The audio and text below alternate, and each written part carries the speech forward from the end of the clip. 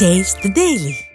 வேலூர் மாவட்டம் குடியாத்தத்தில் விடியா ஸ்டாலினால் காணொலியில் திறக்கப்பட்ட சேமிப்பு கிடங்கு கட்டிடத்தில் விரிசல் ஏற்பட்டு உள்ளது அதிர்ச்சியை ஏற்படுத்தியுள்ளது.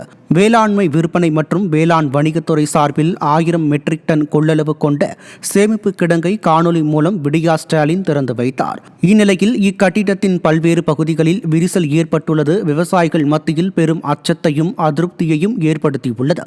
ஸ்டாலின் ஆட்சியில் எல்லா அரசு கட்டுமானங்களும் கமிஷனுக்காக நடைபெறுவதால் தரமின்றி இருப்பதாக விவசாயிகள் குற்றம் சாட்டினர். கடலூர் மாவட்டம் சிதம்பரம் அருகே 9ஆம் வகுப்பு மாணவிக்கு பாலியல் தொந்தரவு கொடுத்த காவலாளி போக்சோ சட்டத்தில் சிக்கினார்.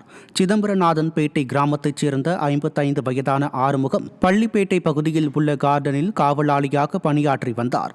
அவர் அதே பகுதியைச் சேர்ந்த 9ஆம் வகுப்பு பயிலும் மாணவி சைக்கிள் ஓட்ட பயிற்சி மேற்கொண்ட போது அவரிடம் பேச்சு கொடுத்து கார்டனுக்கு அழைத்துச் சென்று பாலியல் ரீதியாக தொந்தரவு கொடுத்துள்ளார்.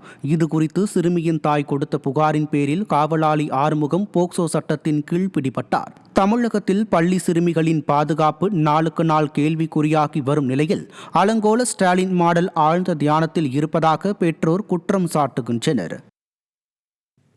சென்னை தண்டையார்பேட்டையில் இன்ஸ்டாகிராம் மூலம் இளம் பெண்ணுக்கு ஆபாச குறுஞ்செய்தி அனுப்பிய நபர் பிடிபட்டார்.